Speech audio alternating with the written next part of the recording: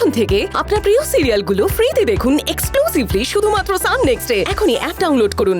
মনে মনে আপনাকে নিয়ে ওদের গর্ব হয়। মোটেই না। আরে অদ্ভুত মানুষ তো আপনি। আপনার বয়স আর গুগলের বয়স এক নাকি? কেন বুঝতে চান না আপনি? কি বুঝবো নীলা, কি বুঝবো? বাবার মুখ থেকে ভালো শোনার জন্য আমি কতটা মুখিয়ে থাকি তুমি জানো না। তুমি ধারণা পর্যন্ত করতে পারবে না। কিন্তু কি জানো তো, দোষটা আমার। কারণ ভালো বলার মতো আজ অব্দি কিছু আমি করেই উঠতে পারিনি জীবন। এই ভাবনাটাই, হ্যাঁ এই ভাবনাটাই বড় বাবুকে আপনার থেকে 1000 গুণ বেশি কষ্ট দেয়। কারণ উনি আপনার ভবিষ্যতের কথা চিন্তা করেন। কারণ মানুষটা যা যা বলেন আপনার ভবিষ্যতের কথা চিন্তা করেই বলেন। বাকি দাদারা নিজেদের পায়ে দাঁড়িয়ে গেছে। বিধু দিদির বিয়ে হয়ে গেছে, আর রূপসা দিদি সে তো পড়াশোনায় খুব ভালো, সেও কিছুদিন পর চাকরি পেয়ে যাবে। একমাত্র চিন্তার জায়গা আপনি। উনি তো আর জানেন না আপনি উপার্জন করে নিজের পায়ে দাঁড়ানোর লড়াই করে চলছেন।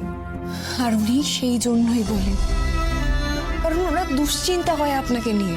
তাহলে তাহলে আমিও যদি নিজের পায়ে দাঁড়িয়ে যাই পর্দা আর মেস্তার মতো, তাহলে আমিও বাবার ভালোবাসা পাবো। ওর দাদা বাবু, আপনি এখনো ওনার খুব আদরের, শুধু উনি সামনে প্রকাশ করেন না। বাবা মার বকুনি, তিরস্কার সবটাই আশীর্বাদের মতো ছোট দাদা বাবু। তুমি কি করে জানলে? তোমার বাবা মা তো কবেই।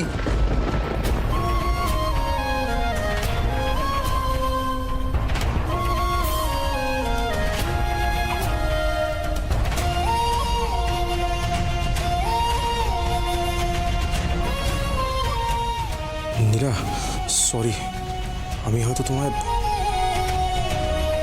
ঠিকই তো বলেছেন,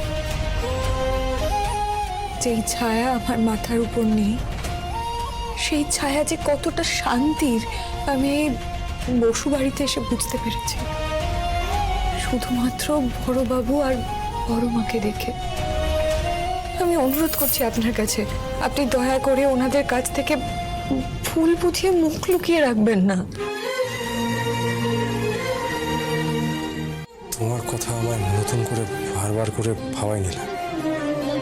তার মানে সত্যি বাবা আমাকে মন থেকে অপদার্থ ভাবেন না?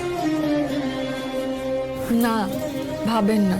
আচ্ছা, আমি যাই, বাবার সঙ্গে কথা বলে আসি। আরে এই দেখুন, এত রাতে অদ্ভুত মানুষ, উঠলো বাড়ি তো কটক যায়।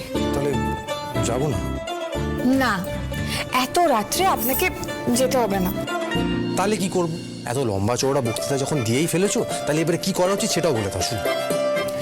বিবাহ বার্ষিকীর অনুষ্ঠানটা ভেস্তে যাওয়া থেকে বাঁচাবেন আপনি। আমি? আমি একা?